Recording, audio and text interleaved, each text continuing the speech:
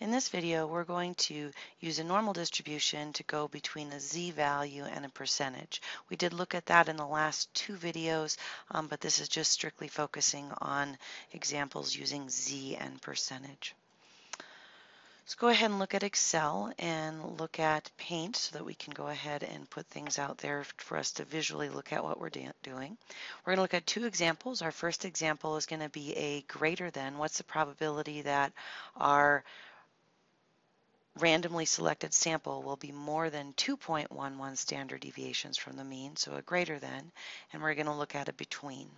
So go ahead and look at the greater than methods, and we're going to use the z-charts in the back of our textbook in order to do this example. So the first thing that we need to do is we're going to go ahead and graph it. Well, one thing that you know about the z-value is that the z-value is 0 in the middle. So if the z is 0 in the middle, that 2.11 for a z-score has to fall somewhere over in here. So when we do that, what we're going to find is that we want to be more than 2.11. So when we highlight that area in, we are looking for the area under the curve on that. So to figure that out using the chart method, we are going to go ahead and say, all right, well, we know that this value in here is 0.5.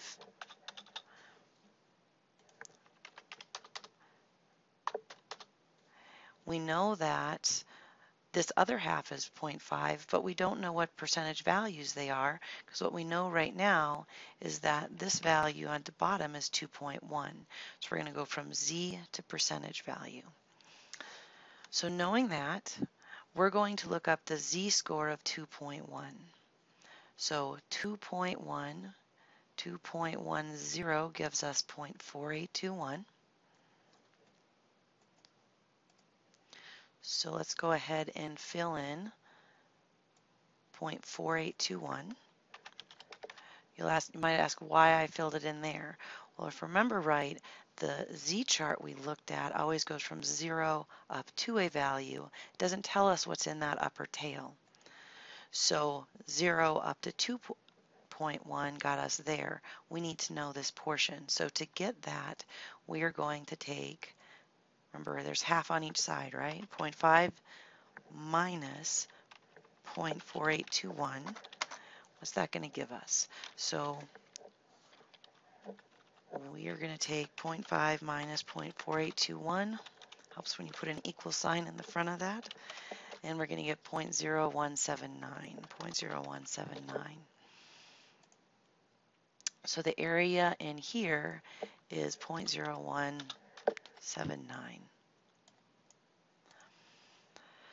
So there's a 1.8% chance that we'll find ourselves above 2.1 standard deviations. Let's do that using the Excel method now.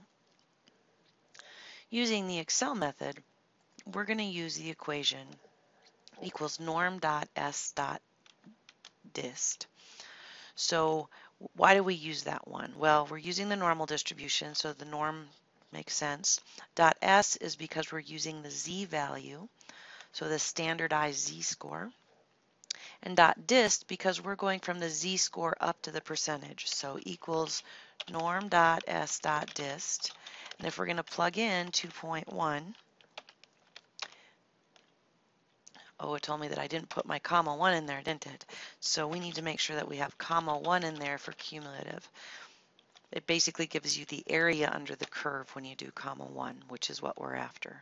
So using the z-score method, again, we're graphing 2.1, and we have this here. We're going to shade this in, and ignore the fact that I have the line slightly off. It's the concept we're after right now. So when you look up a z-score, it always goes from negative infinity. So negative infinity up to the value that you plugged in. So because I put in 2.1, it's going to return 0.9821. So this returned 0.9821. Now if you'll notice that what we want is the top end. So we're going to go ahead and say 1 minus 0.9821, which is going to give us 0.0179. So interestingly enough, we ended up with the same answer on both of these.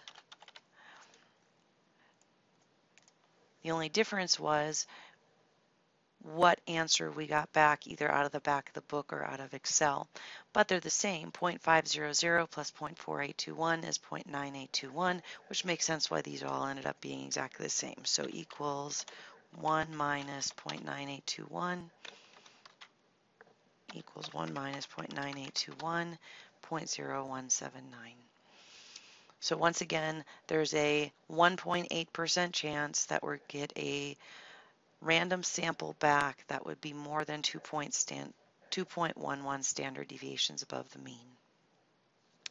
Let's go ahead and do another example, and let's clear our chart off there.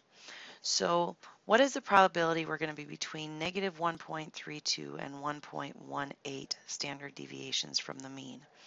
So in this scenario, I'm going to go ahead and draw both of them at the same time. So we're going to do 1.32, and let's go ahead and go down here.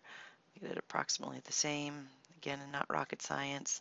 And then we're going to be 1.18 on the top, and so our value is going to be somewhere in there. And now what we're after is we're going to find, let's go ahead and change that color. We're after that middle area. So on the top one, we're going to do the chart version, and on the bottom one, we're going to do Excel.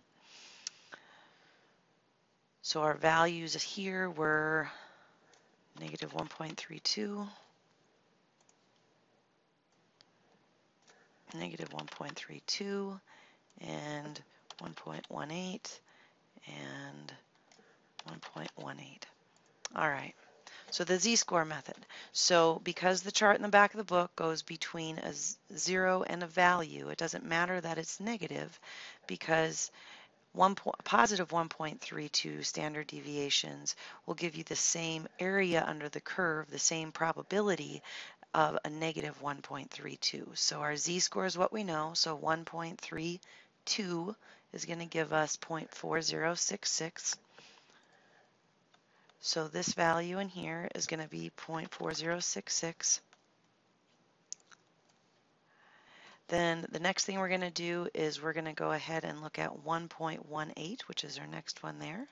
So 1.18 gives us 0.3810.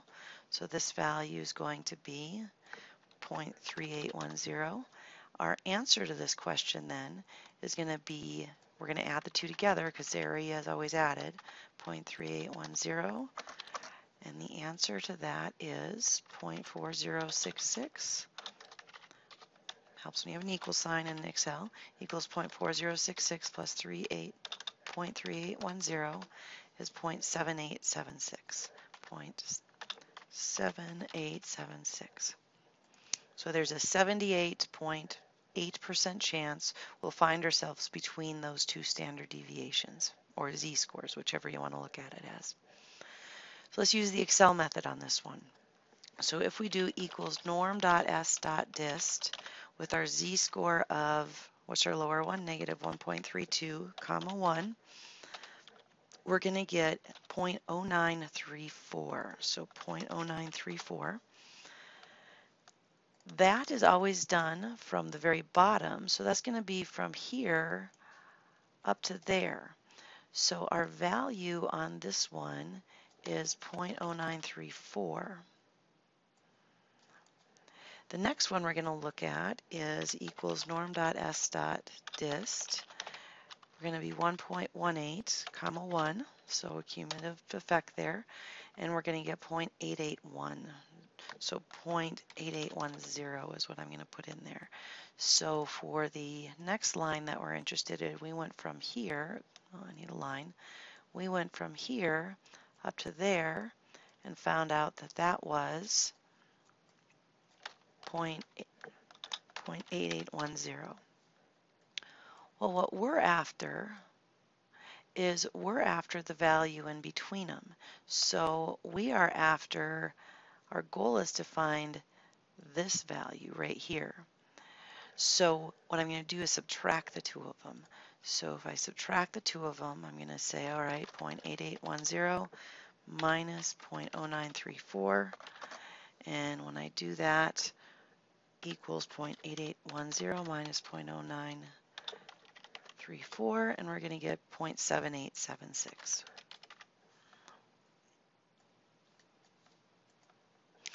So either way we did it, we got to end up with the same answer. So there were two examples of how to go between z values and percentages.